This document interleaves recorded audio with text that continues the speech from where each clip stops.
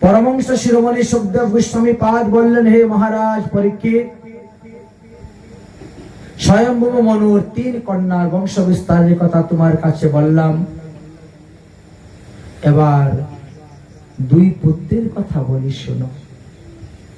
প্রিয়ব্রত উত্তানপাদ 2 ভাই। প্রিয়ব্রত অতি অল্প বয়সে দেবর্ষি নারদের কাছ থেকে দীক্ষা গ্রহণ করে তিনি চলে গেছেন ভজন করার জন্য। তিনি আর ফিরে বাড়িতে আসেন না, যার কারণে মহারাজ মনু ছোট পুত্রকে রাজগদ্দিতে বসালেন, রাজা করলেন উত্তানপাদকে। উত্তানপাদকে বিবাহ দিলেন 100 নীতি নামক সুন্দর এক কন্যার সঙ্গে। উত্তানপাদের ঔরসে সুনীতি যখন গর্ভবতী হয়েছেন, তখন সুরুচি গিয়েছেন, এই উত্তানপাদ গিয়েছেন যুদ্ধ করার জন্য।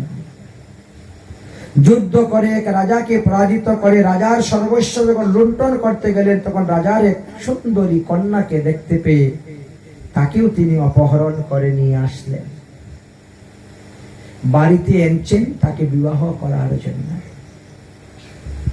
কিন্তু নিয়ম আছে, বড় রানী যদি আদেশ দেয় তবেই দ্বিতীয় বিবাহ করা যায়, এই জন্য তাকে নিয়ে আসছিলেন।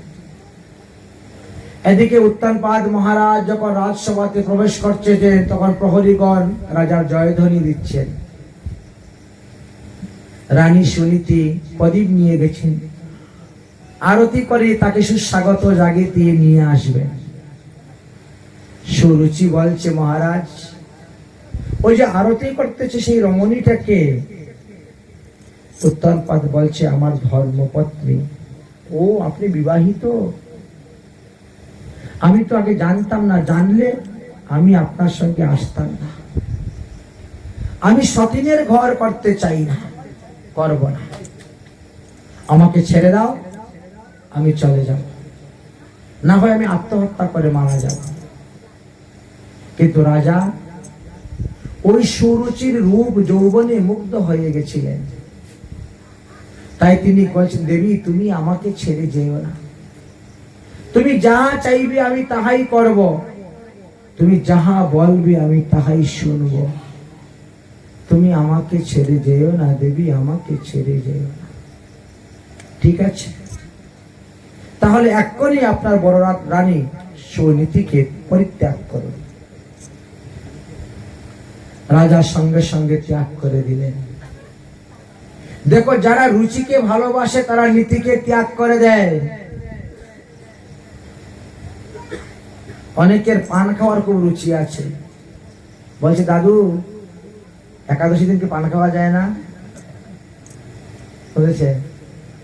তার পানেতে রুচি। আমার নাতিন নাকি পান খাচ্ছে, পানেই নাতিনকে খেয়ে নিয়েছে।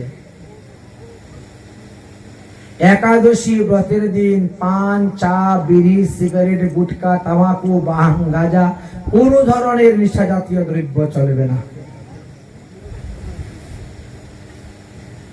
সরিষার তেল, সাদা তেলও চলে না, একমাত্র দিব্য ঘি উত্তম। আর জিরা পুরন, পাঁচফোড়ন মারবেন তাও চলবে না। হলুদ দিবেন, হলুদের গুঁড়া, জিরার গুঁড়া, ধন্যের গুঁড়া, ধন্য পাতা চলবে না। টমেটো, কাঁচা লঙ্কা কিছুই চলবে না। ব্রত তো ব্রত, দেহ ধারণের জন্য শুধু খালি প্রাণ রক্ষার জন্য কিঞ্চিত অল্প আহার, পেট ভরে খেতে নাই, বারবার খেতে নাই। খাওয়ার পরে যদি উদ্গার আসে তাহলে ব্রতে নষ্ট হয়ে যায়। যদি খাওয়ার পরে বমি করেন, বিভিন্ন রকমের পদ্ধতি দেওয়া আছে। এই জন্য ব্রতর দিনে একাদশ ইন্দ্রিয়কে সংযম রেখে ব্রত করতে হবে, যার কারণে ব্রতের দিন স্ত্রী সহবাস নিষেধ, শরীরে সাবান সুতো ব্যবহার করা নিষেধ, দিবানিদ্রা করা নিষেধ, ক্ষৌর কার্য করা নিষেধ, চুল দাড়ি মোছ নখ কিছুই কাটা যাবে না। সামুদ্রিক লবণ খাওয়া নিষেধ, যদি খেতে হয় তো সন্দুক লবণ খেতে পারবেন। যদি মরিচ খেতে হয় তাহলে গুলমরিচ খাবেন, কালো মরিচ, কাঁচা মরিচ, গুঁড়া মরিচ, শুকনা মরিচ চলবে না, তেজপাতা চলবে না, এমনকি এলাচি লবঙ্গ পর্যন্ত একাদশী ব্রতেতে চলে না।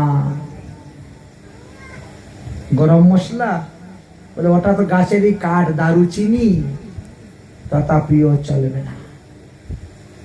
উগ্র জাতীয় কোনো মশলাই ব্যবহার করা যাবে না। 5টা জ্ঞান ইন্দ্রিয়, 5টা কর্মেন্দ্রিয়, আর একটা হলো মন। এই একাদশ ইন্দ্রিয়কে সংযম করে যদি আপনি একাদশী ব্রত করতে পারেন তাহলে তো আপনার সার্থকতা। আজ আমাদের সেই রাধাষ্টমী ব্রত, তাই অন্যান্য ব্রতর মহিমা যেভাবে বলছেন রাধা অষ্টমীও সেইভাবেই আমাদের পালনীয়, আমাদের করণীয়। ভগবান বলছেন আমার ব্রত করলে আমি যতটা সন্তুষ্ট হই, আমার প্রিয়ার ব্রত করলে তার থেকে বেশি সন্তুষ্ট হই। ভগবান শ্রীকৃষ্ণের ব্রত তো সবাই করেছেন, কৃষ্ণের ব্রত করলে পরে কৃষ্ণ যতটা সন্তুষ্ট হয়েছিলেন তার থেকে শতগুণ বেশি সন্তুষ্ট হন রাধা রানীর ব্রত করলে পরে, এতটাই সন্তুষ্ট।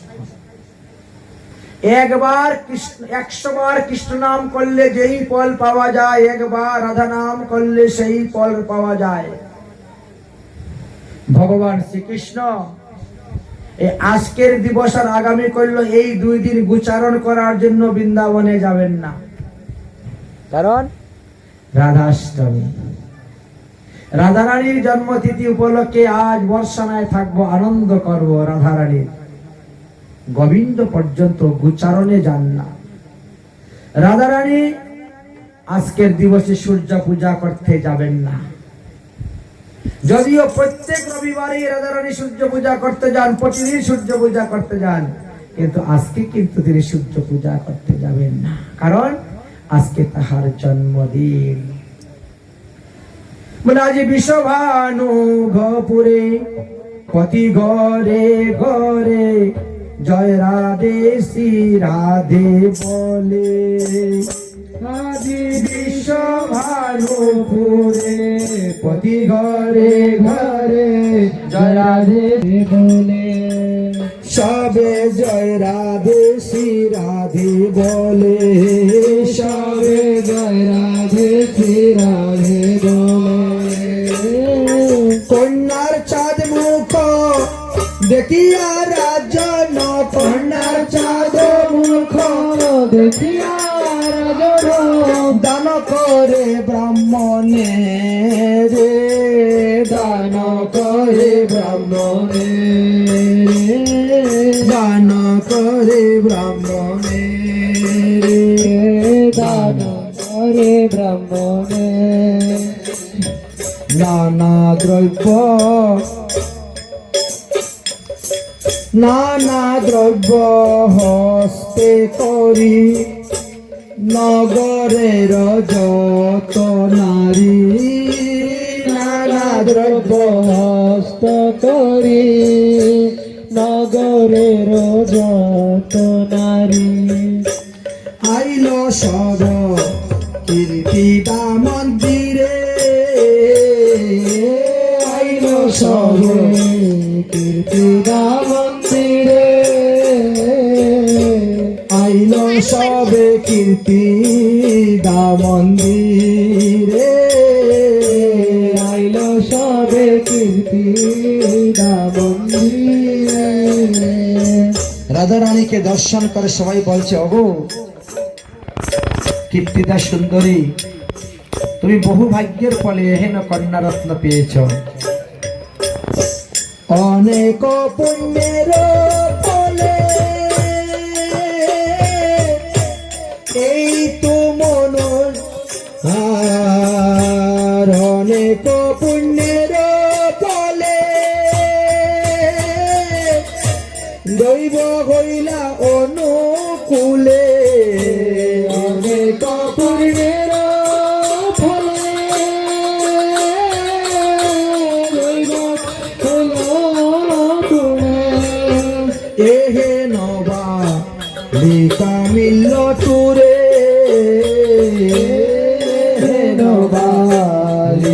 মিলল তুরে এহেন বালিকা মিলল তু রে এহেন বালিকা মিলল তুরে। তাই রাধারানীকে দর্শন করার জন্য সবাই এসেছেন, হাতের মধ্যে অনেক দ্রব্য নিয়ে এসেছেন। আমাদের মধ্যে কিছু লোক তাই করেন, তালের পিঠা, নারকেলের পিঠা, পুলি পিঠা, বক পিঠা, কত কিছু বানায়। শ্রীকৃষ্ণ জন্মাষ্টমীতে যারা বানায়, রাধা জন্মাষ্টমীতে, কিন্তু অষ্টমীতে তো ব্রত, ভগবানের জন্য ব্রত নাই, ভগবানকে দান করা যায়, কিন্তু ওই তালের পিঠা মানুষে খেলে হবে না, ওই নারকেলের পিঠা মানুষে খেলে হবে না, ব্রত নষ্ট হয়ে যাবে। এমনি তো অষ্টমীতে নারকেল খেতে নাই, যে ব্যক্তি অষ্টমীতে নারকেল খাবে তার স্মরণ শক্তি লুপ্ত হয়ে যাবে, তার মনে থাকবে না কোনো কিছু, সে মূর্খতা প্রাপ্ত হবে। এই জন্য শাস্ত্রে বলছে অষ্টমীতে নারকেল খাবে না। ভগবানকে আপনি তালের বড়া বানিয়ে দেন, তালের পিঠা বানিয়ে দেন, কিন্তু নিজেও খাবেন না, কাউকে খেতেও দিবেন না। আগামী করল নবমী উৎসব, আনন্দ উৎসব, সেই দিন আপনি তালের পিঠা দান করুন, সবাই খান। এক রাত্রে তালের বড়া নষ্ট হবে না, কিন্তু খেলে ব্রত নষ্ট হয়ে যাবে। এই সুযোগ তো বারবার আসবে না জীবনে, বৎসরে একবার মাত্র এই উৎসব আসে। তাই যে যা এনেছেন সব উপটল্পন দান করেছেন, আর সবাই বলছেন মোদের মনে লয় তোমার কন্যা মনীষা নয়, মোদের মনে লয় তোমার কন্যা মনীষা, কোন ছলে কে বা এলো জানি, কোন ছলে কি বায়লো জানি, কোন চলে কে বা এলো জন্মি, কোন ছলে কি বায়লো জানি। কিন্তু মুনি ঋষিরা ধ্যানে জানতে পেরে গেছেন এই বালিকা কোনো সাধারণ বালিকা নয়। ঘন শ্যাম দাসে না করিও সংশয়, ঘন শ্যাম দাসে না করিও সংশয়, কৃষ্ণ প্রিয়া সদয় হইলা, কৃষ্ণ প্রিয়া সদয় হইলা, কৃষ্ণ প্রিয়া জনম লইলা, কৃষ্ণ প্রিয়া জনম লইলা। তাই কৃষ্ণ প্রিয়া আজ জন্ম নিয়েছেন, তাই রাধা অষ্টমী। যারা নীতিকে ভালোবাসেন তারা কিন্তু আজকে রুচিকে ত্যাগ করে দিয়েছেন, এই জন্য পান খাইয়ে নেই সারাদিনের মধ্যে, রুচি ত্যাগ করে দিয়েছে, কারণ সে নীতিকে ভালোবেসে ফেলেছে। আবার আজকে দেখি একজনে আলু ছিলতেছে, গালের মধ্যে পান ভরে দুপুর বেলা, বলে পানের পুতলা গালের মধ্যে রেখে ভগবানের জিনিস আমানি করা যায় না। ভগবানের সবজি আমানি করবেন, ভগবানের রান্না করবেন, ভগবানের পূজা করবেন, আর গালের ভিতরে রেখে দিবেন, তা হবে না। ব্রতের দিন তো খাওয়া নিষেধ, অন্য দিন খাচ্ছ খাও, এক জায়গার মধ্যে বসে 8-10টা পান চিবিয়ে খেয়ে নাও, তারপরে মুখটুক ধুয়ে গিয়ে ঠাকুর সেবায় যাও। পানও গালে থাকবে, ঠাকুর সেবাও করবো, ঠাকুরের রান্নাও করবো, ঠাকুরের ভোগও করবো, এটা হয় না, ওরম করতে নেই। এই জন্য একটা হলো নীতি, একটা হলো রুচি। যে নীতিকে ভালোবাসবে সে নীতিকে ত্যাগ করবে, যে নীতিকে ভালোবাসবে সে রুচিকে ত্যাগ করবে। কিন্তু আমাদের উত্তানপদ রাজা তিনি রুচিকে ভালোবেসে ফেলেছিলেন, যার কারণে নীতিকে ত্যাগ করে দিলেন। যাও নীতি, তোমাকে ত্যাগ করে দিলাম, তুমি দাসী হয়ে একঘর হয়ে থাকো, খবরদার তুমি কখনো আমার ঘরে আসবে না, আমার সঙ্গ করবে না। তাই যারা রুচিকে ভালোবাসে তারা বলে ঘরের মধ্যে ধান থাকতে, চাউল থাকতে, ভাত থাকতে আবার কিসের একাদশী রে? তো যাদের ঘরে ভাত নাই তারা একাদশী করে, উপবাস করে। রুচি আর নীতি দুইটা আলাদা। কিন্তু ভগবান বলছেন আমার প্রিয়ার জন্ম দিবসে যে উপবাস থাকে, আমি প্রিয়াকে যতটা ভালোবাসি তাকে ততটা ভালোবাসি। আমার এই রাধারানীর রাধাকুণ্ডে যে একবার করে স্নান, রাধার সম প্রেম আমি তারে করব দান। তাই ভগবান পর্যন্ত গোচারণ লীলায় গেলেন না, রাধারানীর জন্মোৎসবে আনন্দেতে বর্ষানায় মেতে আছেন।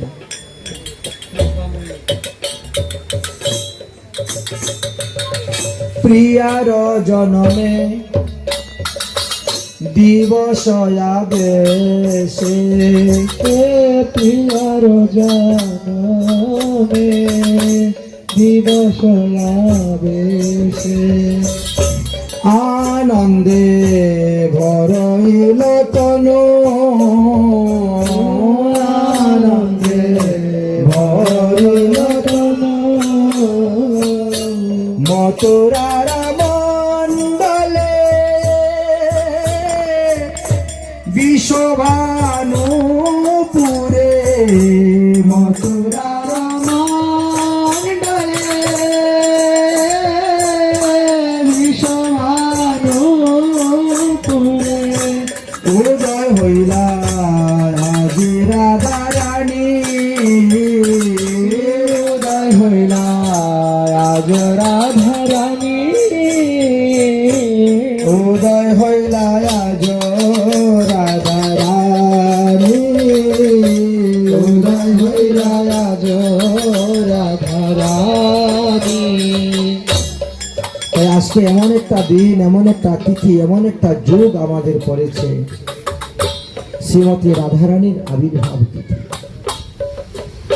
এই তো নীতিকে ত্যাগ করে দিলেন আর রুচিকে নিয়ে তিনি গৃহ সংসার করতে শুরু করে দিলেন। রুচি তো বড় চতুর। রুচি দেখলো যে নীতি গর্ভবতী হয়েছে, অল্প দিনের মধ্যে সন্তান জন্ম দিবে আর তার সন্তান হয়ে যাবে তোমার রাজা। আমি আগে সন্তান জন্ম দিব, তাহলে আমার সন্তান রাজা হবে। তাই তিনিও স্বামীর কাছ থেকে গর্ভদান নিয়ে নিলেন। কিন্তু নিয়তির খেলা বড় সুন্দর। আগে জন্ম নিলেন সুনীতির পুত্র ধ্রুব, আর শেষে জন্ম নিলেন সুরুচির পুত্র উত্তম।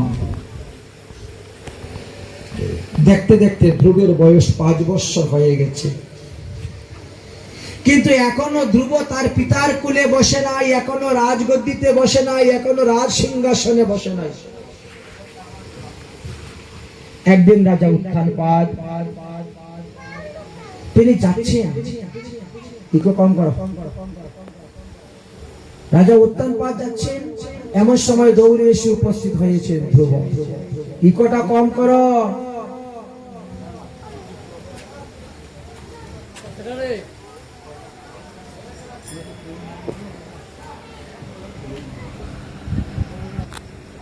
ধ্রুব যখন দৌড়ে গিয়েছেন তিনার পিতার কুলে বসবেন, তখন সুরুচি বাধা দিল, এই খবরদার, তুই রাজার কুলে উঠবি না।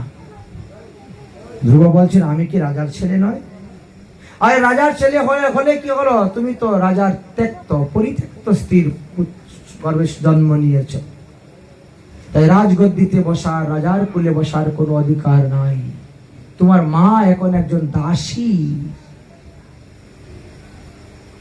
আমার ছেলে উত্তমই হবে একমাত্র রাজা, সেই রাজগদ্দিতে বসবে।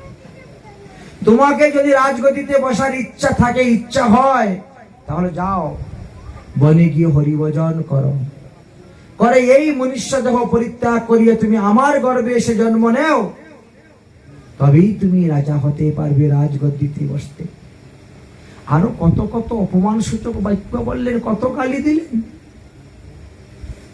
বিমাতার বাক্যবাণে কাঁদতে কাঁদতে কাঁদতে কাঁদতে ধ্রুব তার মায়ের কাছে আসছেন। মা মঙ্গলাত পরতাম তাতেইষু।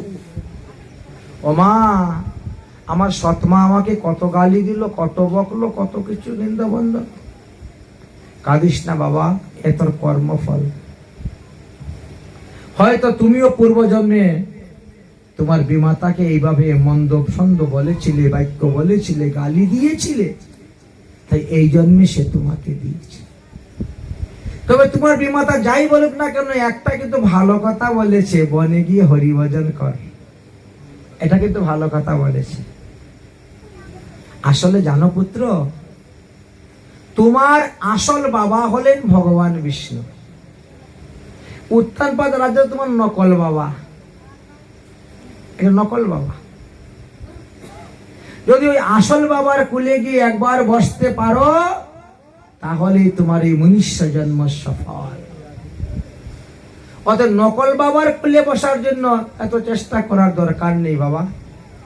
যা বনে যা, আসল বাবার ভজন কর। তিনি তোমার রক্ষক, তিনি সর্বদা সর্বকালে সর্ব অবস্থায় সর্বস্থান থেকে তোমাকে রক্ষা করবেন। যাও বনে যাও, তপস্যা। মহাজনগণ বলছেন, ধন্য ধন্য ধ্রুবের মা সুনতির, যিনি পুত্রকে হরিভজনের জন্য পাঠিয়ে দিলেন। আর আমরা উল্টা করি, ছেলে মেয়েদেরকে ভজন করতে দিই না, সাধন করতে দিই না, একাদশী করতে দিই না। আরে না, তুই ভাত খেয়ে নে, আদরের দুলাল। আমরা তাদেরকে, এই তোর শরীর খারাপ রে, তুই একাদশী করতে পারো, তুই ভাত খেয়ে নে। উল্টা, ভাত খেয়ে অমর হয়ে যাবে? এত পাটাকষি কেটে যে খাওয়াচ্ছ, কোন ছেলেকে কি অমর করতে পারছে? না রোগ মুক্ত করতে পারছে? তারা দিকে আরো বেশি রোগী। আর যারা 12 মাস ভগবানের প্রসাদ খাচ্ছে, তারা দেখো কত শত নাদিস নদিস, রোগ নাই, শোক নাই, ব্যাধি নাই।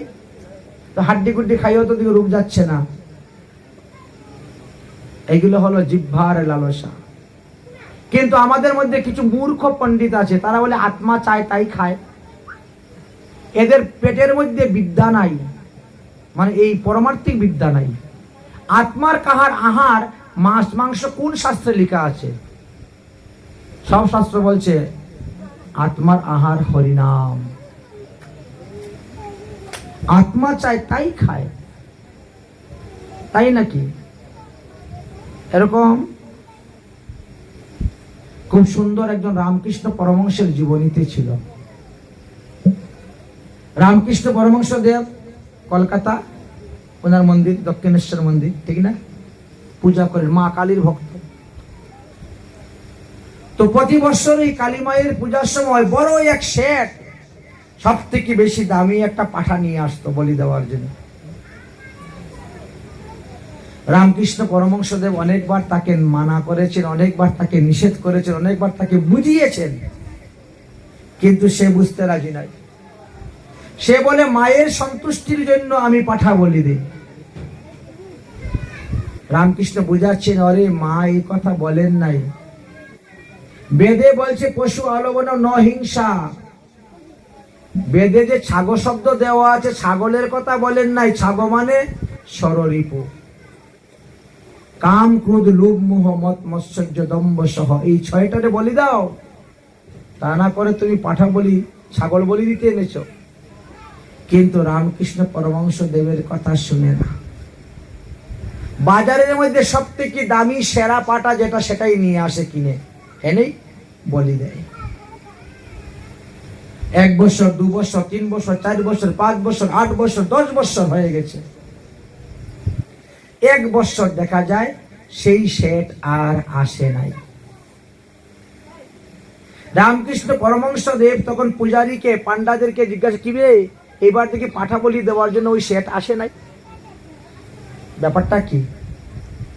তারা বলছেন, কি জানি, বলতে পারবো না, আছে না মরে গেছে, না রোগ শুধু ব্যাধি হয়েছে, না অন্য কোনো দেশে চলে গেছে, তাও তো জানি না, বলতে পারবো না। বাস।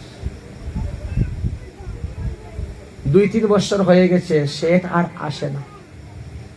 রামকৃষ্ণ পরমহংসদেব প্রায় খোঁজ নেন, খবর নেন, কেন আসে না, কি হলো, কিন্তু কেউ কোনো সংবাদ জানে না। 1 বছর সেই এই কালী পূজাতে ওই শেঠ এসেছে, লাঠি ভর দিয়ে দিয়ে আসতেছে। রামকৃষ্ণদেব খুব সন্তুষ্ট হয়ে, প্রসন্ন হয়ে তার কাছে গিয়ে হাসি মুখে, আরে শেরজি, আইয়ে আইয়ে আইয়ে শেরজি, এতদিন পরে তুমি আসলে, তো মধ্যে 3-4 বছর আসলে না কেন বাবা? বলে আমার না প্রচন্ড রোগ সুখ ব্যাধি দেখা দিয়েছে তাই। ও আচ্ছা, তো তুমি একা আসলে, পাঠা কোথায়? পাঠা আনলে না? পাঠা যে তুমি বছর বছর বলি দিতে, তো পাঠা তো আনলে না, পাঠা কোথায়? তখন সে দাঁত বের করে দেখাচ্ছে, দাঁত পড়ে গেছে তো তাই পাঠা আনি নাই। হ্যাঁ, এবার কেমন কথা, দাঁত পড়ে গেছে বলে পাঠা আনো নাই? বলে হ্যাঁ, পাঠা এনে বলি দিয়ে কি করবো, যদি খেতেই না পারলাম, দাঁত পড়ে গেছে তো মাংস যাবো কেমন, হাড্ডি যাবো কেমন করে, তাই পাঠা আনি নাই। হায় রে জি, 4 বছর আগে যখন আমি তোমাকে বলছিলাম, তখন তুমি কি বলছিলে? মাকে প্রসন্ন করার জন্য তুমি পাঠা এনে বলি দাও। আর আজকে বলছো তোমার দাঁত নাই, তো পাঠা বলি দিয়ে কি করবো? কথার ধার কোন দিকে গেল দেখলেন তো? এই হয়েছে কথা। মূল দেবতায় কয় না কথা, মুনিষীর পেট ভইরা খায়। ওই পাটার শরীরে যতগুলা লোম আছে, তত 1000 বছর তোমাকে নরক ভোগ করতে হইবে। মা কালী তোমাকে রক্ষা করতে পারবে না। তোমাকে বারবার নিষেধ করা সত্ত্বেও শুনলে না। এখন রোগ সুখ ব্যাধিতে ধরছে, এখন দাঁত পড়ে গেছে, তাই পাঠা বলি দেওয়া বন্ধ করে দিয়েছে। বৃদ্ধকালে সবাই ধোয়া তুলসী পাতা হয়ে যায়, যৌবনে ধোয়া তুলসী পাতা হয়ে দেখাও, তখন বোঝা যাবে। কি আশ্চর্য কথা। তাই এখানে সুনীতি বলছেন, ধ্রুব তোমার আসল পিতা শ্রীকৃষ্ণ, যাও তার কৃষ্ণ ভজন করো। এই নকল পিতার ভজন করে লাভ নাই, নকল পিতার কুলে বসে লাভ হবে না, আসল পিতার কুলে বসতে পারো। ধ্রুব তপস্যা করার জন্য বনে যখন রওনা হয়ে গেলেন, তখন রাজ্য লক্ষ্মী, ভাগ্য লক্ষ্মী দেবী তখন বৈকুণ্ঠে গিয়ে নারায়ণকে বলছেন, প্রভু আমার পুত্র রাজ্য ছেড়ে চলে যাচ্ছে বনে, তাকে তুমি রক্ষা করো। নারায়ণ তখন দেবশ্রী নারদকে পাঠাইলেন, যাও নারদ, তুমি গিয়ে তাকে দীক্ষা দিয়ে আসো। দেবশ্রী নারদ রওনা হয়েছেন, জঙ্গল থেকে বেরিয়ে আসতেছেন, আর ধ্রুব জঙ্গলে প্রবেশ করতেছেন। দেবশ্রী নারদ বলছে, হে বালক, তোমার কি নাম, কার পুত্র, তুমি কোথায় যাচ্ছ, ঘুর জঙ্গলে একা কেন যাচ্ছ? বলল, আমার নাম ধ্রুব, আমার মায়ের নাম সুনীতি, আমার বাবার নাম উত্থানপাত রাজা। আমি আমার বিমাতার বাক্যবাণে জর্জরিত হয়ে আমি হরিভজন করার জন্য যাচ্ছি, হরির তপস্যা করে হরির কোলে বসার জন্য। নারদ মুনি বলছেন, ভগবান পদপদ্ম লাভ করা দুরারাধ্য। মুনিগণ, ঋষিগণ, যোগীগণ 1000 বছর তপস্যা করে তারা ভগবান পদপদ্ম লাভ করে না। এত সহজ নয় বাবা ভগবান পদপদ্ম লাভ করা।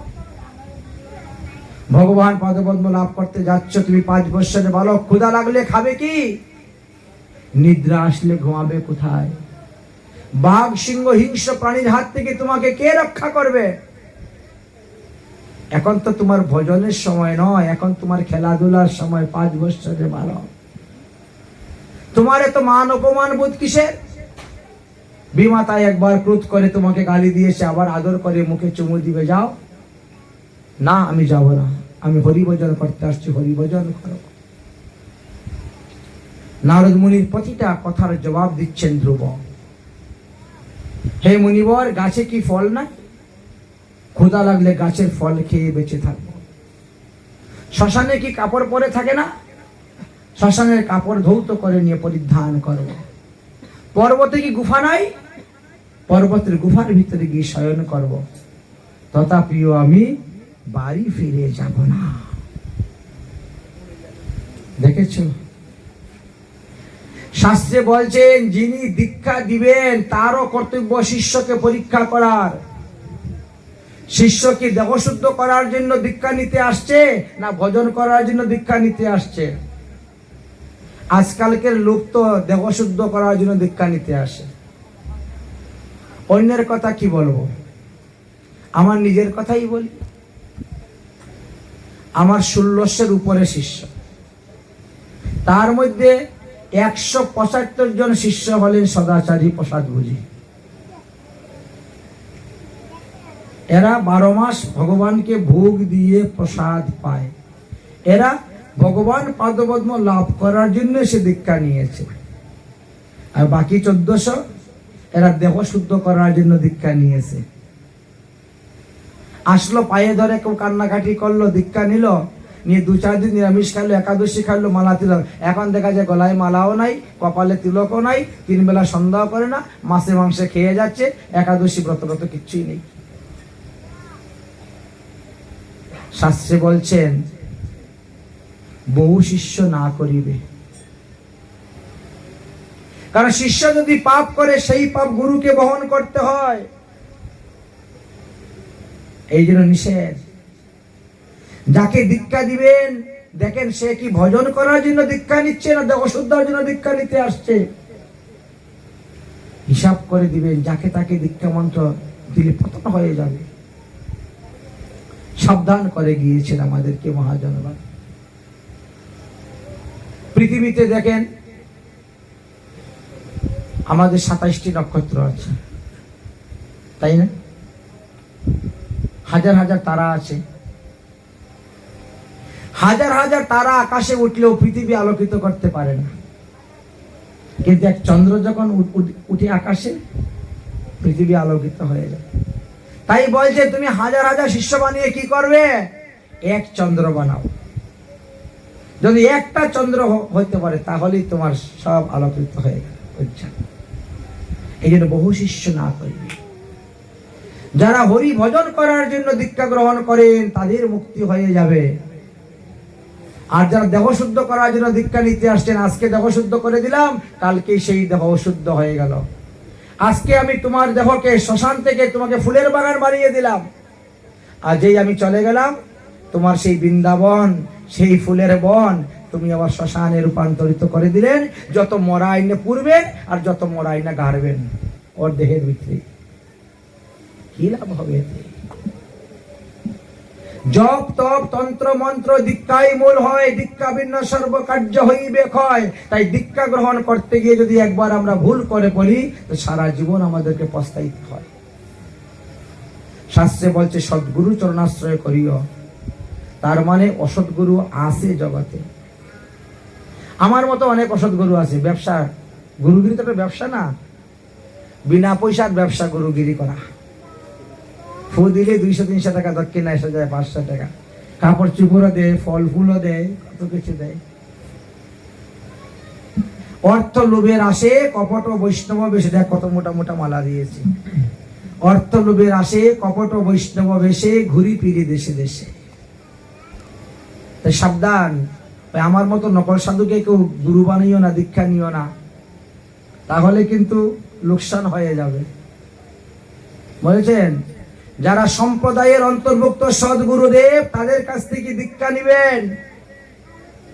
যাদের গুরু পরম্পরা আছে, যাদের মধ্যে রাগানুগা ভক্তি আছে, যাদের মধ্যে রাগানুগা ভজন আছে, যারা গুপি মঞ্জুরি স্বরূপে ভজন করেন, ওই রকম মহাত্মা মহাজনের কাছ থেকে দীক্ষা নিবেন। আমার মতো ভণ্ড সাধুর কাছ থেকে দীক্ষা নিও না। দেবর্ষি নারদ ধ্রুবকে পরীক্ষা করছেন। ধ্রুব প্রতিটা কথার জবাব দিলেন। তারপরে তাকে দ্বাদশাক্ষর মন্ত্রে দীক্ষা দিলেন। ধ্রুবকে যেই মন্ত্রে দীক্ষা দিয়েছেন সেই মন্ত্রের কথা এখানেও লেখা আছে। ধ্রুবকে যে দীক্ষা দিয়েছিলেন কি অক্ষরে দিয়েছেন? দ্বাদশ অক্ষর। কি মন্ত্র? ওম নমো ভগবতে বাসুদেবায় মন্ত্রেণ অনিশ্চ দেবস্য কুর্যাৎ ভদ্রামাইয়ম বোধয়াম।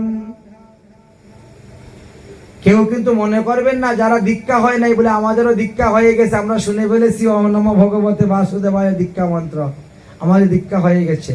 হয় নাই। আজকালকে মানুষকে ঠকানো হচ্ছে, প্রতারণা করা হচ্ছে। শোনা যায় অমুক দিন 10,000 লোকের দীক্ষা হয়েছে। মাইকের মধ্যে গরু ছাগলের মতো বসিয়ে দিল আর মাইক মন্ত্র বললো, হয়ে গেছে দীক্ষা, যাও ঘরে। হয় না দীক্ষা মন্ত্র। দীক্ষা মন্ত্র করতে গেলে গুরুদেবকে 5টা সংস্কার করাতে হয় শিষ্যকে। প্রথম সংস্কারের নাম হলো তাপ সংস্কার। গুরুদেব আপনার বক্ষের মধ্যে সম্প্রদায় অনুসারে রাধা গৌর শ্যাম নিতাই গৌর রাম যা কিছু হোক লিখে দিবেন, একে বলা হয় তাপ সংস্কার। গুরুদেব তার সম্প্রদায় তার পরিবার অনুসারে আপনার কপালে তিলক অঙ্কন করে দিবেন, এর নাম হলো পুণ্ডু সংস্কার। যাদের তিলকের কোনো মাথা মুন্ডু নাই, বর্তমান জগতে কিছু কিছু সম্প্রদায় আছে তাদের তিলকের কোনো মাথা মুন্ডু নাই। এরা যে কোন সম্প্রদায়ে তিলক করে তারা নিজেরাই জানে না। যদি বলো আপনি যে তিলক করেছেন আপনার তিলকের স্বরূপ নিত্যানন্দ পরিবার, নিত্যানন্দ পরিবার চ্যাপ্টা চ্যাপ্টা তুলসী পাতা কোথার থেকে পেলেন? চ্যাপ্টা চ্যাপ্টা পাতা কোথার থেকে পেলেন? তিলক যে করছেন নিত্যানন্দ পরিবার তিলক তো বংশীপত্র, আপনি কেমন করে করলেন এটা? আপনার কোন পরম্পরা থেকে আপনি বংশীপত্র তিলক পেয়েছেন? শিক্ষা গুরুর থেকে কোনো পরম্পরা আসে না। পরম্পরা আসে একমাত্র দীক্ষা গুরু থেকে। বেশের গুরু থেকে কোনো পরম্পরা আসে না, একমাত্র দীক্ষা গুরু থেকেই পরম্পরা আসে। আপনি যে সম্প্রদায়ের যে পরিবারের অন্তর্ভুক্ত আপনি সেইভাবে তিলক করবেন। সম্প্রদায় একটা তিলক করবেন আর একটা হবে না, বুঝেছেন? হয়তো হবে না। আমাদের কিছু কিছু সম্প্রদায়ের লোক আছে যাদের তিলকের কোনো মাথা মুন্ডু নাই, পরিবারের কোনো মাথা মুন্ডু নাই, যাদের কোনো গুরু পরম্পরাই নাই। মন গড়া একটা নকল পরম্পরা মানিয়ে মানুষকে দেখিয়ে লোক ঠকাইয়া ব্যবসা করে যাচ্ছে। সম্প্রদায় বিহীনম যে মন্ত্রতে নিষ্ফলা মতা সাধনও গণ সিদ্ধন্তি কুটিকল্প সতেরপি। সম্প্রদায় বিহীন কোন ব্যক্তির কাছ থেকে মন্ত্র দীক্ষা নিলে সেই মন্ত্রতে কেউ কখনো সিদ্ধি লাভ করতে পারে না, সিদ্ধি লাভ করতে পারে না। সারা জীবন ভজন করে গেলেও তিনি সিদ্ধি লাভ করতে পারেন, তিনি মান যশ প্রতিষ্ঠা লাভ করতে পারবেন, কিন্তু সিদ্ধি লাভ করতে পারবেন না। আজকালকে আমরা চমৎকারকে নমস্কার মনে করি সিদ্ধি লাভ। কেউ 100টা মন্দির বানিয়ে দিল, বা উনি সিদ্ধ মহাত্মা, মোটেই না। যা টাকা আছে সেই মন্দির বানাতে পারে, তাই বলে সিদ্ধ মহাত্মা হয়ে গেলেন না তো। যিনি রাধা গোবিন্দের দর্শন পেয়েছেন, রাধা গোবিন্দের সঙ্গে কথা বলেছেন, রাধা গোবিন্দকে নিজের হাতে তুলে খাওয়িয়েছেন, রাধা গোবিন্দ তাকে মুখে তুলে খাওয়াই, সে না সিদ্ধি প্রাপ্তি, তাকে বলা হয় সিদ্ধি লাভ। সিদ্ধি 18 প্রকার আছে। অনিমা লগিমা প্রাপ্ত কাইমা অন্যান্য সিদ্ধির কথা আমরা বলছি না। জলের উপরে দিয়ে হেঁটে যাওয়া, আকাশ মার্গে উড়ে চলে যাওয়া, দূরের বস্তু দর্শন করে বলে দেওয়া, দূরের শব্দ শুনে বলে দেওয়া, দূরের ঘ্রাণ নিয়ে বলে দেওয়া, পাথরের ভিতরে ঢুকে যাওয়া, মানুষের ভিতরে ঢুকে যাওয়া, যে কোনো রূপ ধারণ করা, হঠাৎ করে অদর্শন হয়ে যাওয়া, এইগুলা নয়। এই সমস্ত সিদ্ধির দ্বারা ভগবান লাভ করা যায় না, ভগবান পাওয়া যায় না। এর দ্বারা এই জগতে মান যশ প্রতিষ্ঠা লাভ করা যায়। চাঙ্গদেব ব্রাহ্মণ যোগী ছিলেন, সিদ্ধি লাভ করেছিলেন, কিন্তু এতে ভগবান প্রাপ্ত হলেন না। তাই ভগবান প্রাপ্তির বিষয়টা সম্পূর্ণ আলাদা। সদ্গুরু চরণাশ্রয় করে ভজন না করলে ভজনে সিদ্ধি লাভ করা যায় না। আরে সাধনে ভাবিবেন যাহা, সিদ্ধ দেখে তো পাবেন তাহা। আপনি যদি সাধন করতেই ভুল করেন তাহলে কেমন করে হবে? সিদ্ধি লাভটা হবে কেমন করে?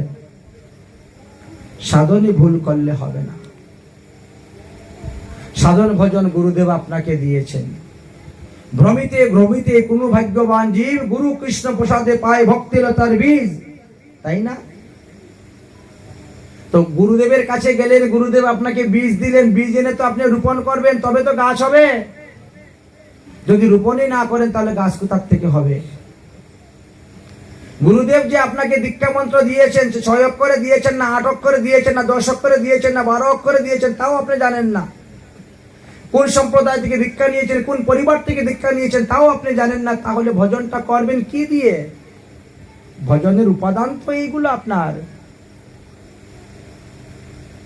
তাই দেবশ্রী নারদ তাকে পরীক্ষা করে দেখছেন যে আমি যে তাকে দীক্ষা দিব, সে কি ভজনের জন্য দীক্ষা নিবে না দেহশুদ্ধ করার জন্য দীক্ষা নিবে?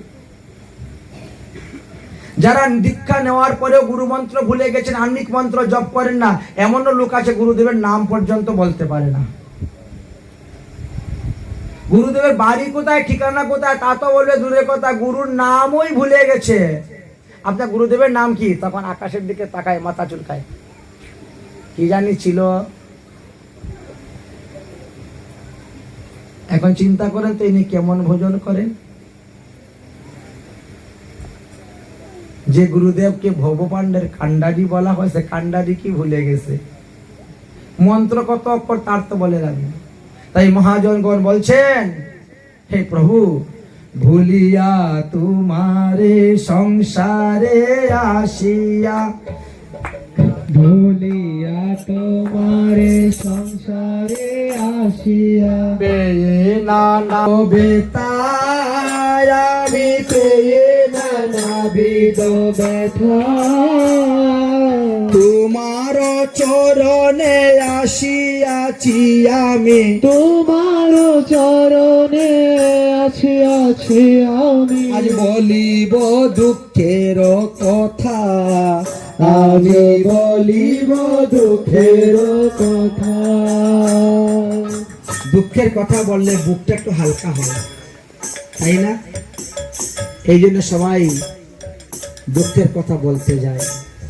কিন্তু যার তার কাছে দুঃখের কথা বলিও না, কারণ আমার মতো স্বার্থপর লোক কিন্তু আছে, দুঃখের কথায় সুযোগ খুঁজবে আর সুখের কথা বলে হিংসা করবে, বুঝেছ?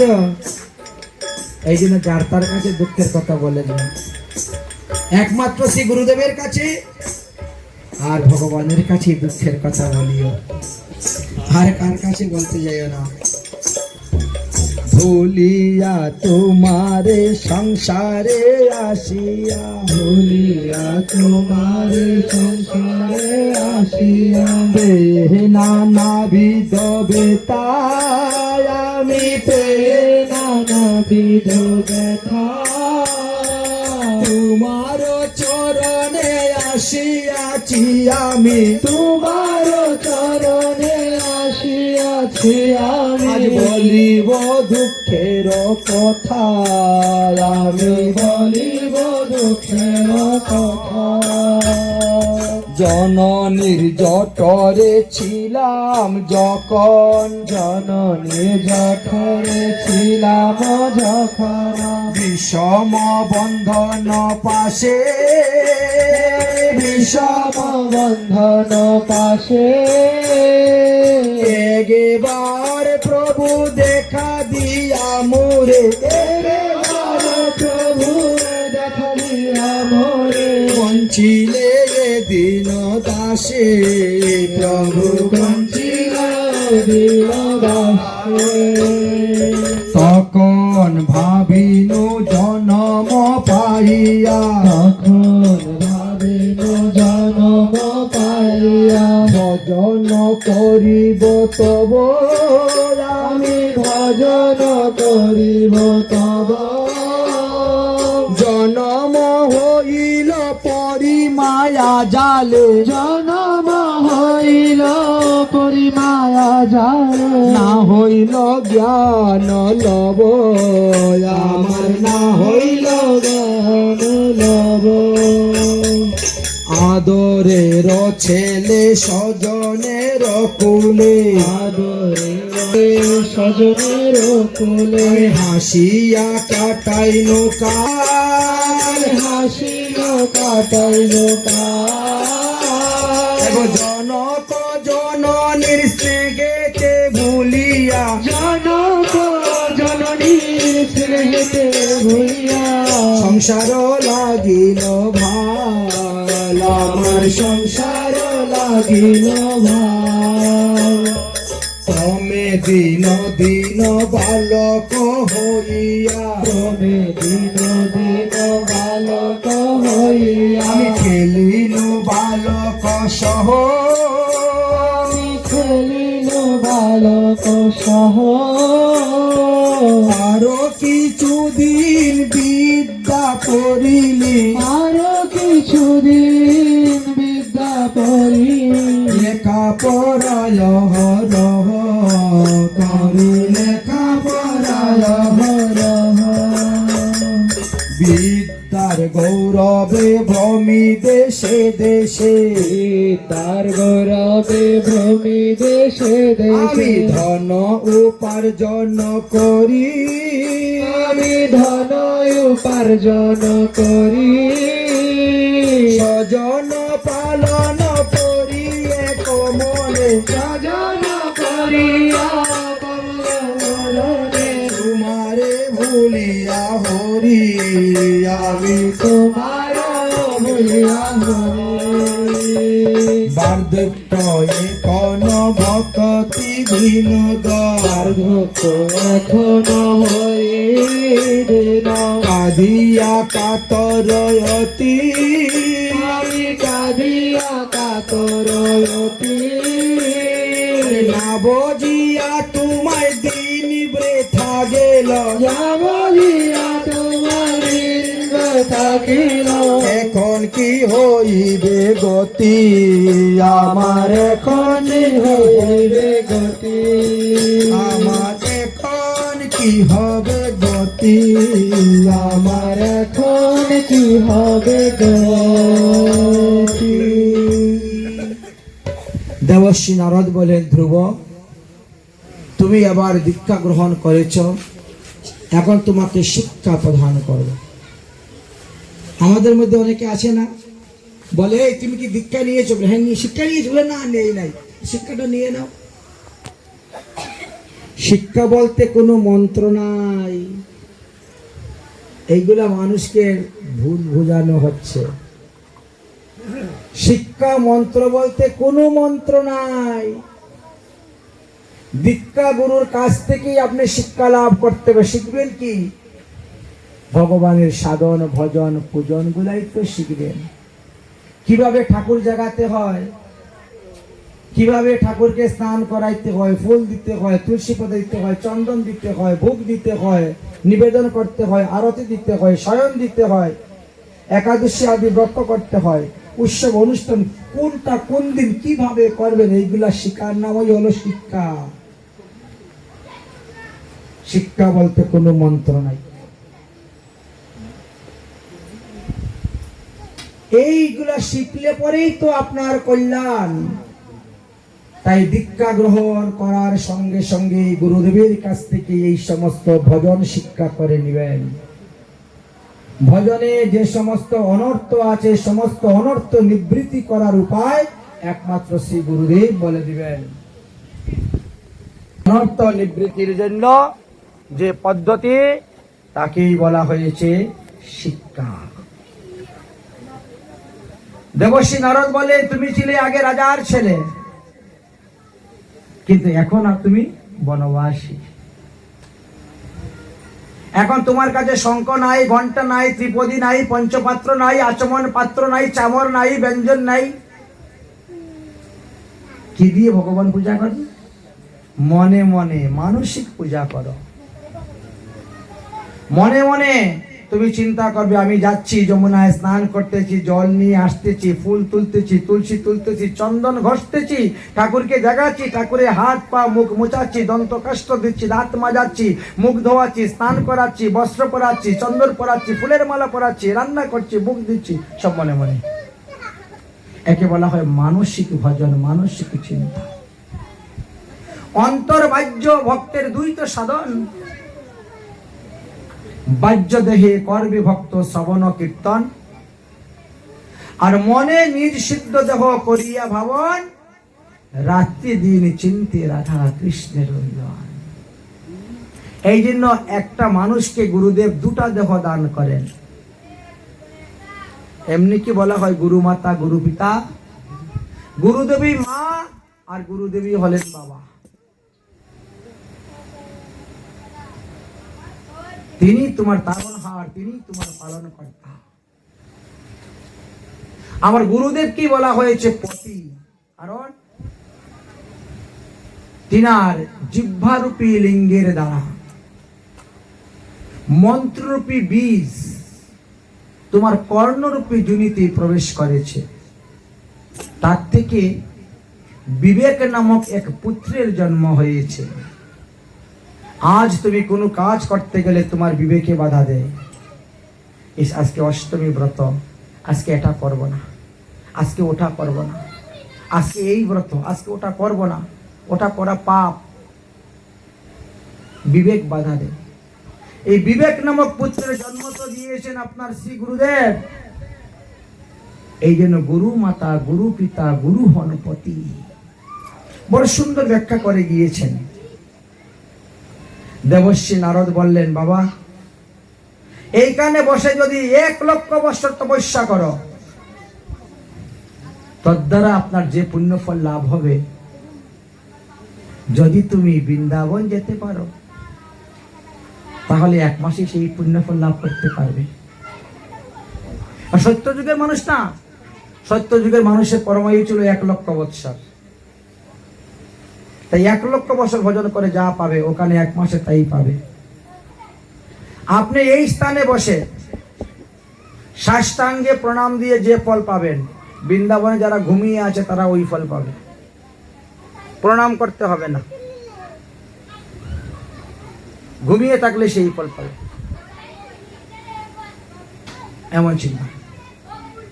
আপনি এখান থেকে পায়ে হেঁটে কত তীর্থ ভ্রমণ করে যান, আর বৃন্দাবনে এদিক ওদিক হাঁটলে তীর্থফল, পদে পদে তীর্থফলম। ধামের এমনই ওই। অতএব যাও বৃন্দাবনে, যাও বৃন্দাবনে যাও, গিয়ে ভজন করো। গুরুদেব বৃন্দাবনের কোথায় যাব? বৃন্দাবন তো বৃহৎ বন, বলে বৃন্দাবনের মধ্যে প্রথম বন মধুবন, সেখানে যাও। রম্যং মধুবনম নামং বিষ্ণু স্নাননম উত্তমম। মধুবনে যাও, যমুনার তীরে স্নান করে মধুবনে গিয়ে বিশ্রাম করো, ভজন করো, দেখেন ভগবত কৃপা হয়ে যাবে। গুরুর আদেশ শিরোধার্য করে ধ্রুব বৃন্দাবনে গেলেন, যমুনায় স্নান করে ভজন করতে বসে গেলেন। ভজন করতে যখন বসলেন, প্রথম মাসের নিয়ম কি? 3 দিন পর পর একবার আসন থেকে উঠব, আর এই গাছের ফলমূল খাবো, খেয়ে ভজন। প্রতিদিন নয়, 3 দিন একসঙ্গে 3 দিন আসনে বসে ভজন করছেন, তারপরে উঠছেন। কিন্তু এতে ভগবান পদপদ্ম লাভ হলো না। তাহলে আর একটু ভজনের মাত্রা বাড়াই। তাহলে দ্বিতীয় মাসে নিয়ম করলেন 6 দিন পর পর আসন থেকে উঠব, তবে গাছ থেকে পেরে আর ফল খাবো না। গাছের নিচে যে সমস্ত ফল পড়ে আছে ওইগুলা খেয়ে জীবন ধারণ করব।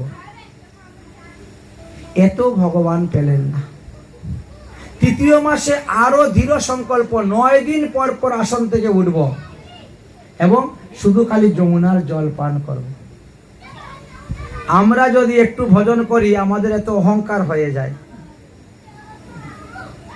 ঠাকুর তোমার এত ভজন করলাম তো আমার ছেলের হাত ভাঙে গেল কেন?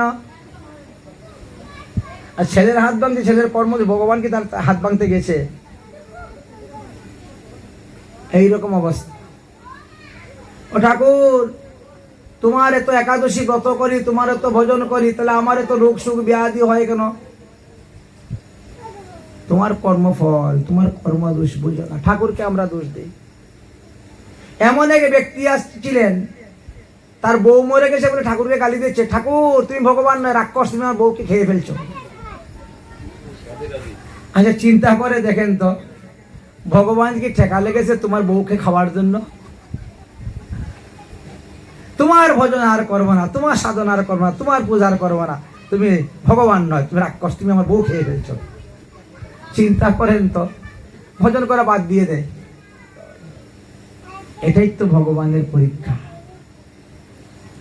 ভগবানের পরীক্ষায় যদি উত্তীর্ণ হইতে পারেন তবে তো লাভ,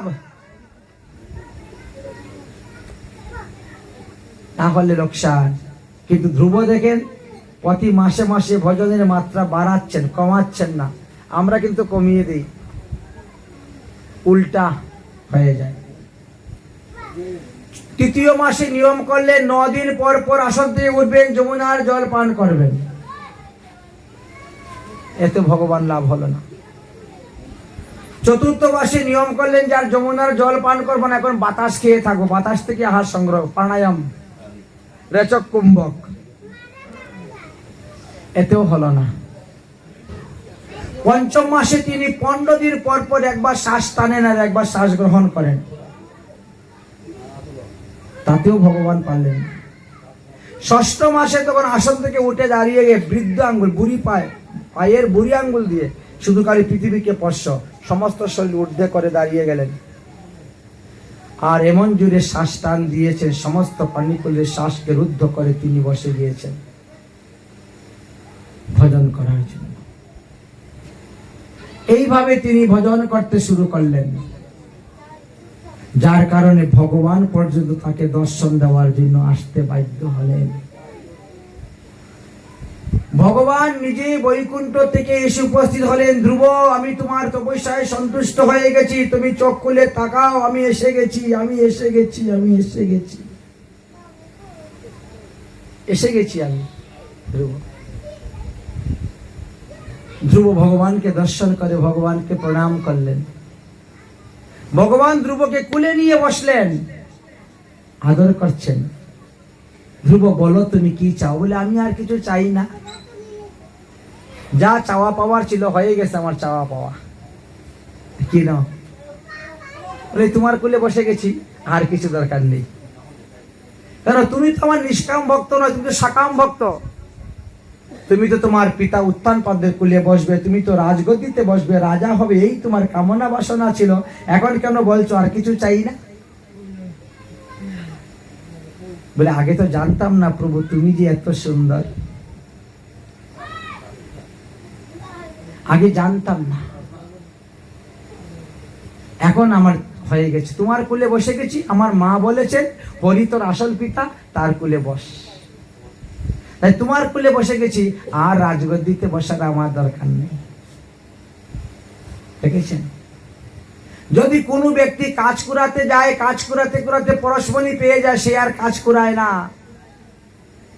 তাই ধ্রুব ভগবানকে পেয়ে গেছে, তাই আর রাজগদ্দির প্রতি তার লোভ নাই। কিন্তু ভগবান বলছেন আমি কাউকে দিয়ে কৃপা করি, আর কারো আমি নিয়ে কৃপা করি। অনুগ্রহ নিগ্রহ দুটাই আমার মঙ্গলজনক কৃপা, আমি তোমাকে দিয়ে কৃপা করব। তুমি 36,000 বৎসর পর্যন্ত রাজত্ব করবে, 1 নম্বরে। 2 নম্বর, বাল্যকালে তুমি যমুনার তীরে বসে বৃন্দাবনে ভজন করে আমাকে পেয়েছ, আর বৃদ্ধকালে গঙ্গার তীরে বসে হরিদ্বারে বসে আমাকে তুমি পাবে।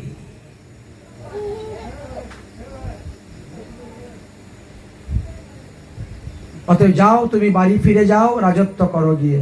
প্রভু, আমার সৎমা, সৎমার ঘরের ভাই, তারা আমাকে শান্তিতে সুখে শান্তিতে বাস করতে দেয় না, দিবেও না। তারা সর্বদাই আমার পিছনে, চিন্তা করো না, তারা তাদের কর্মফল ভোগ করবে, তারা মারা যাবে।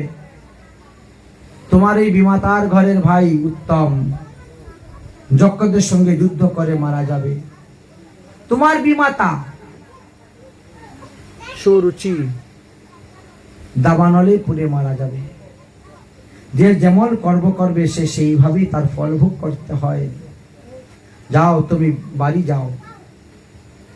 এই বলে ভগবান সেখান থেকে অদর্শন হয়ে গেলেন। ধ্রুব বৃন্দাবন থেকে বাড়ির দিকে রওনা হয়েছেন। এমন সময় দেবর্ষী নারদ গিয়ে উপস্থিত। দেবর্ষি নারদকে দর্শন করে সাষ্টাঙ্গে দণ্ডবত প্রণাম করলেন। চলো বাবা, তুমি সিদ্ধি লাভ করেছো, চলো বাড়িতে। বাড়িতে যখন যাচ্ছেন রাস্তায় দেখেন কতগুলা হাড্ডির পাহাড়। গুরুদেব, এত হাড্ডির পাহাড় কিসের, কার? নারদ মুনি বলেন, এইসব হাড্ডি তোমার। আমার? হ্যাঁ। তুমি যে কতবার পৃথিবীতে জন্মগ্রহণ করছো আর পৃথিবী কতবার যে মারা গিয়েছো তা তুমি জানো না।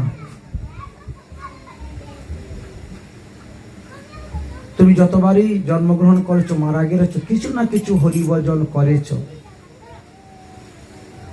তাই তোমার হাড্ডিগুলাকে স্তূপকৃত ভাবে রাখা হয়েছে। সম্প্রদায়ের অন্তর্ভুক্ত সদ্গুরুর চরণাশ্রয় ভজন না করা পর্যন্ত ভগবান পাদপদ্ম লাভ হয় না।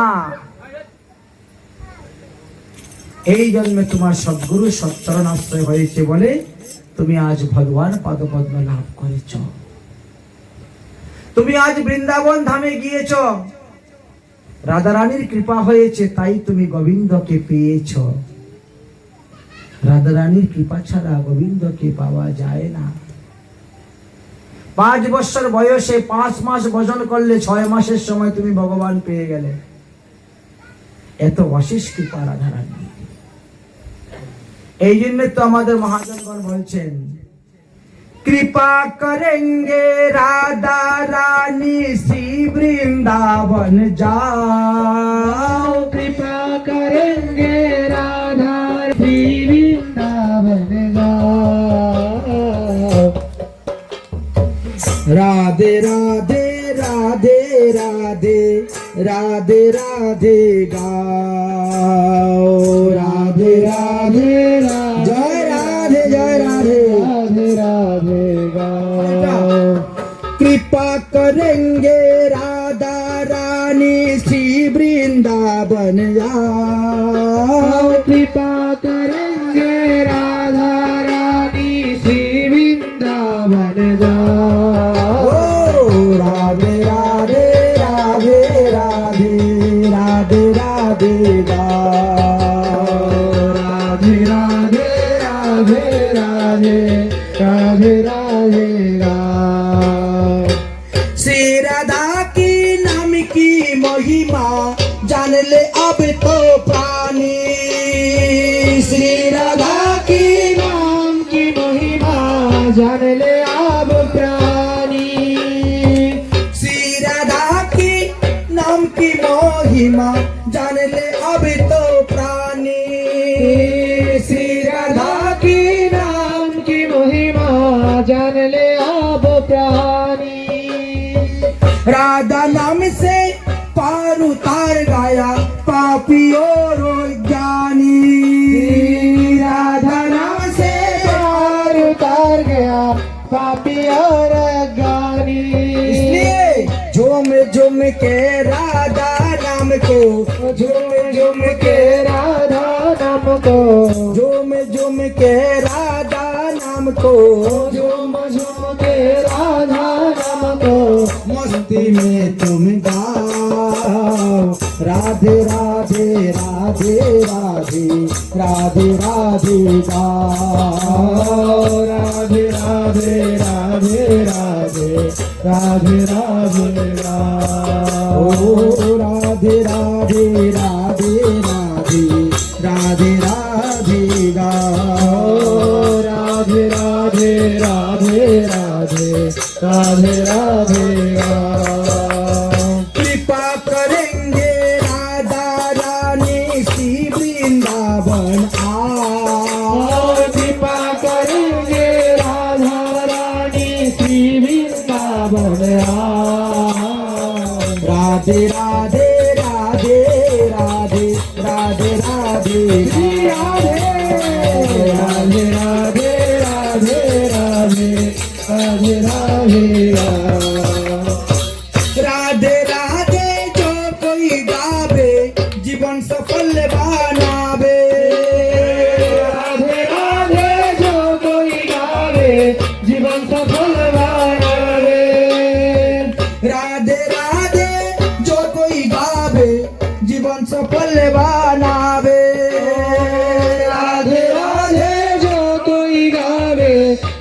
सफल बनावे। राधा नाम की रस की धारा से सब पाप कट जावे। राधा नाम की रस की धारा से सब पाप कट जावे। रस की ऐसी धारा को प्यारे, रस की सब धारा की प्यारे, अपने मन बसाओ। राधे राधे राधे राधे राधे राधे, ओ राधे राधे राधे राधे राधे राधे गा। कृपा करेंगे राधा रानी श्री वृंदावन आओ। कृपा करेंगे राधा रानी श्री वृंदावन आओ। राधे राधे राधे राधे राधे राधे गा। राधे राधे राधे राधे राधे राधे गा। बोलो राधा रानी की राधाष्टमी व्रत की, वृंदावन धाम की, ध्रुवीर सिद्धि लाभ की। जय जय श्री राधेश। ধ্রুব তপস্যায় সিদ্ধি লাভ করে বাড়িতে ফিরে আসলেন। মাতা পিতা খুব আদর আপ্যায়ন করে তাকে নিয়ে গেলেন। ধ্রুবকে এখন যুবরাজ পদ দিয়ে তাকে বসিয়ে দিলেন। কিছুদিন পর ধ্রুবর বিবাহের সময় এসে উপস্থিত হল। ধ্রুব বিবাহ করলেন। প্রথম স্ত্রীর নাম ছিল দ্রুমি। দ্রুমির গল্পে বৎস এবং কল্প নামে দুটি পুত্র সন্তান উৎপন্ন হল। তারপর ধ্রুব দ্বিতীয় বিবাহ করেন। দ্বিতীয় বিবাহের স্ত্রীর নাম ছিল ইলা। ইলার গর্ভে তিনি উৎকল নামক একটি পুত্র আর একটি কন্যা সন্তান জন্ম দিয়েছিলেন। বিবাহ করে সংসার বন্ধনে আবদ্ধ হয়ে ধ্রুব রাজত্ব করতে শুরু করলেন।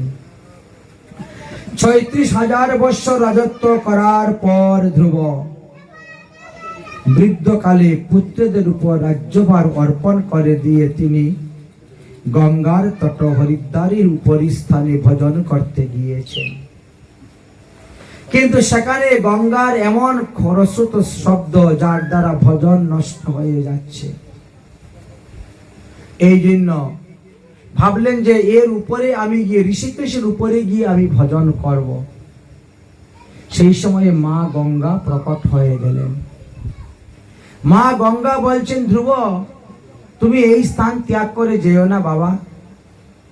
ধ্রুব বলছেন, মা গঙ্গা তোমার এই শব্দেতে আমার ভজন সাধন নষ্ট হয়ে যাচ্ছে, ভজনে মন লাগে না।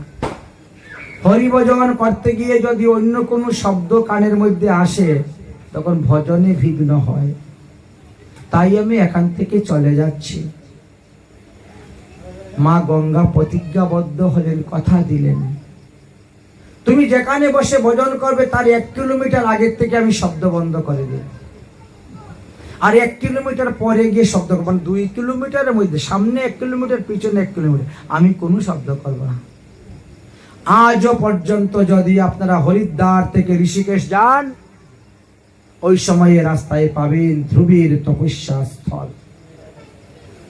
দেখবেন ওখানে গঙ্গা একেবারে ধীর স্থির শান্ত হয়েছে। ওখানে নদী আছে বলে বুঝবেনই না, কিন্তু অন্যত্র নদীর জলের শব্দে আপনার ঘুম ভেঙে যাবে। কি অবস্থা, এখনো সাক্ষী রূপে আছে। ধ্রুব তপস্যা করতে করতে সিদ্ধি লাভ করেছিলেন। এই পঞ্চভৌতিক দেহ তিনার অপ্রাকৃত চিন্ময় দেহ হয়ে গিয়েছিল। আমরা সবাই এই পঞ্চভৌতিক দেহটাকে এখানে রেখে সূক্ষ্ম দেহে আমরা যাই। কেউ বায়বীয় দেহ, কেউ অতিবাহিক দেহ, কেউ সিদ্ধ দেহ বা কেউ সূক্ষ্ম দেহ ধারণ করে পরকালে তারা যায়, তাদের কর্মফল ভোগ করে, লোক ত্যাগ করে। কেউ স্বর্গে, কেউ বৈকুণ্ঠে, কেউ গোলকে, কেউ ব্রহ্মলোকে, কেউ কৈলাসে, কেউ বা বায়ুলোকে, কেউ বা বরুণ লোকে, কেউ বা যমলোকে যায়। কিন্তু সবাই আমরা এই শরীর ছেড়ে যাই, আর ধ্রুব সশরীরে যাওয়ার জন্য প্রস্তুত হয়। তেনার শরীরকে এই পৃথিবীতে রাখার জন্য যম মহারাজ মৃত্যুদেবকে পাঠিয়েছিলেন, কিন্তু মৃত্যুদেবের কথা শুনলেন না। মৃত্যুদেবের মাথার মধ্যে পা দিয়ে বিমানে উঠলেন আর ধ্রুবলোকে চলে যাচ্ছেন।